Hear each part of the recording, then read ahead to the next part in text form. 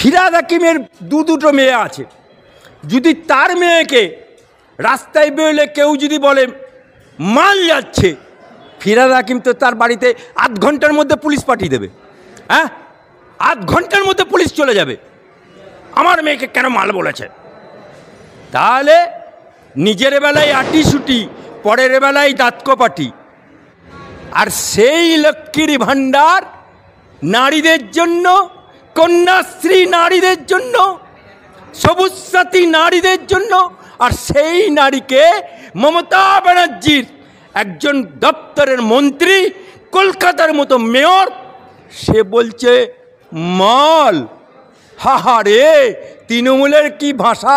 তুমিও মুসলমানের ছেলে, আমিও মুসলমানের ছেলে, তোমাকে মুসলমান বলতে তুমি মুসলমানের কলঙ্ক। ফিরহাদ বাবু,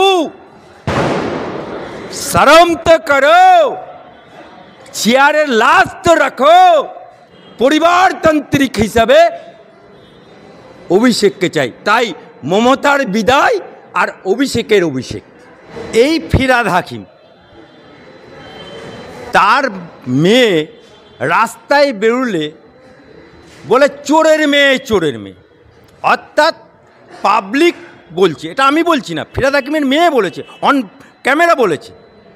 আজকে ফিরহাদ হাকিম, এর আগে একটা মুসলিমদের সভা ছিল, সেখানে ইসলামিক দাওয়াত বলে একটা বিতর্ক তুলেছিল, ঝড় বয়েছিল।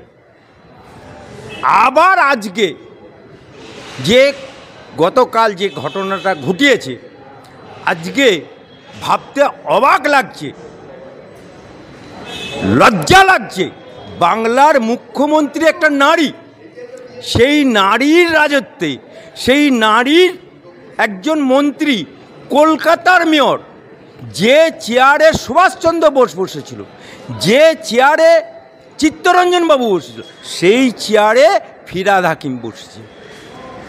সে তার মুখ দিয়ে একটা অবহেলিত, নির্যাতিত, নিপীড়িত, অত্যাচারিত একটা গরিব আটপৌরে শাড়ি পরা মেয়ে, তাকে ভারতীয় জনতা পার্টি প্রার্থী করেছিল, তাকে যে স্ল্যাগ ল্যাঙ্গুয়েজ ইউজ করেছে, এটা ওই চেয়ারের কলঙ্ক, ওই মেয়রের চেয়ারের কলঙ্ক। You are a mayor of Calcutta, শরম করো, লাজ করো। ওদের একজন নেতা ছিল শাহজাহান, সে এখন জেলে আছে। আগে টেকারের বামপন্থী বলে টেকারের টিকিট করে হতো, সে আবার বিশাল সম্পত্তির মালিক। আবার তার পার্টি অফিসে বলতো যে চিকন চিকন ডাগুড্ডুগুর চাই। আহা, তৃণমূলের কি ভাষা! আজকে তাই ফিরহাদ হাকিম লেখাপত্রকে নিয়ে যে বক্তব্যটা দিয়েছে, এটা কন্ডেম করছি, একটা বাংলার মানুষ হিসেবে কন্ডেম করছি, এবং মুসলমান হিসেবে কন্ডেম করছি, অ্যাডভোকেট হিসেবে কন্ডেম করছি। তাই আমরা মনে করি যে এরকম কলকাতার মেয়র, যে চেয়ারে সুভাষচন্দ্র বোস বসেছে, যে চেয়ারে চিত্তরঞ্জন বসেছে, সেই চেয়ারের বসার যোগ্যতা ও হারিয়ে ফেলেছে। কুণাল ঘোষ, তার ওর নাম তো জনগণ রেখে দিয়েছে ছিনাল ঘোষ, ও আবার কুণাল ঘোষ। ওর বাপ মা দেওয়ার নাম তো পাল্টে গেছে, জনগণ তো এখন ওর নাম রেখেছে ছিনাল ঘোষ। এই কুণাল ঘোষ 3.5 বছরের জেল খাটা আসামি, যে পিজন ভ্যান বাজিয়ে বলেছিল মমতা চোর, সাওদার টাকা সব কালীঘাটে আছে, সব কালীঘাটে আছে। আপনি দেখুন, ভারতীয় জাতীয় কংগ্রেস, ইন্দিরা গান্ধী চলে গেল, এলো কে রাজীব গান্ধী, তারপরে এলো কে সোনিয়া, এখন আবার রাহুল। অর্থাৎ সেকুলারিজম দল, কিন্তু বকলমে পরিবারতান্ত্রিক দল। আবার দেখুন উত্তরপ্রদেশে মুলায়ম সিং সরে গেল, তার ছেলে অখিলেশ যাদব। অর্থাৎ সেকুলারিজম, সেটাও পরিবারতান্ত্রিক। আবার দেখুন লালু প্রসাদ যাদব, সেকুলারিজম দল, তার বউ রাবড়ি দেবী। অর্থাৎ সেকুলারিজমের নাম করে এরা পরিবারতান্ত্রিক দল, এটা কোনো সেকুলারিজমের ঢং বাজায়, সেকুলারিজমের ধ্বজা ওড়ায়, কিন্তু আসলে এরা পরিবারতান্ত্রিক। এই মমতা ব্যানার্জি মার খেয়েছে, ধর খেয়েছে, সব কিছু করেছে। বামপন্থকে প্রণব মুখার্জির হাত ধরে বামপন্থকে হাঁটিয়েছে।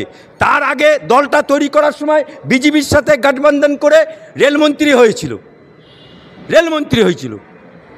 এই মমতা ব্যানার্জির দলের প্রতি কদর আছে, দলের প্রতি মেহনত আছে। কিন্তু আমরা দেখতে পেলাম কি, দল ক্ষমতায় আসার পরে ডায়মন্ড হারবারের সোমেন মিত্র ছেড়ে যাওয়া জায়গাতে সেখানে আলালের ঘরের দুলাল, ভুয়ো 7 লক্ষ ভোটে জেতা, একে দিল্লি থেকে প্যারাশুটে করে নিয়ে চলে এলো, ল্যান্ড করলো, ডায়মন্ড হারবারে দাঁড়ালো, পিসিমণির দয় জিতে গেল। আরে জিতে দেখছে, আরে এ তো বিশাল মধুর হাঁড়ি, মধু চাটতে চাটতে চাটতে সারা বাংলার তৃণমূলের লোকেদেরকে মধু চাটিয়ে দিল। তাই তো আজকে শিক্ষামন্ত্রী জেল খাটছে, তাই তো আজকে খাদ্যমন্ত্রী জেল খাটছে, তাই তো আজকে চরম চরম গুরু বাতাসা 5 জনের বাড়ি সেও জেল খেটে এলো। তাই আজকে বাংলার বুকে তৃণমূলের নেতারা, অর্থাৎ কল্যাণ ব্যানার্জি যে নাকি মিমিক্রিম করে, যে নাকি সংসদে কিট খেলে, যে নাকি সংসদে জেসিপি মিটিংয়ে বোতল ভেঙে সিনেমার ডায়লগের মতো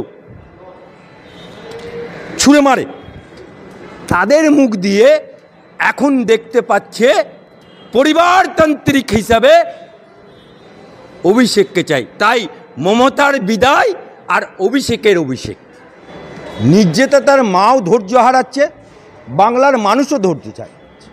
কিন্তু আমাদের এই সরকার যে নাকি বলছে ফাঁসি চাই, আর দিল্লিতে গিয়ে একটা না, দুটো না, 3টে না, কপিল সিব্বলের মতো 24টা উকিল দাঁড় করাচ্ছে। কার বাপের টাকা পায়? কালীঘাটে কি টাকা ছাপায় নাকি নবান্নের টাকা ছাপায়? আপনার টাকা, আমার টাকা, জনগণের টাকা নিয়ে ওখানে কেসটাকে ডিলে করানোর চেষ্টা চালাচ্ছে বড় বড় উকিল দিয়ে। কিন্তু এই বিচারটা আমার হাইকোর্টে হতো, কিন্তু সুপ্রিম কোর্ট স্বপ্রণীতভাবে এই মামলাটা নিয়েছে। আমি মনে করি যে চন্দ্রচূড় এই বিচারটা নিয়েছিল, তার শেষ করে যাওয়া উচিত ছিল। কিন্তু দুর্ভাগ্যের বিষয়, তার আর 5 দিন আছে, চলে যাবে, আবার নতুন জাজ আসবেন, তিনি কি করবেন সেটা বৃক্ষ তোমার নাম কি ফলন পরিচয়তে। কোনো মামলা ধামাচাপা পড়ে না, ধামাচাপা তখনই পড়ে যদি আন্দোলন থেমে যায়। আজকে অভয়ার কাণ্ডে নিয়ে যদি বাংলার বুকে আন্দোলন জারি থাকে, বাংলার বুক থেকে আওয়াজ ওঠে এবং আইনের লড়াই যদি ঠিকভাবে লড়া যায়, তাহলে অভয়ার বিচার নিভিতে কাঁদতে আমরা দেবো না।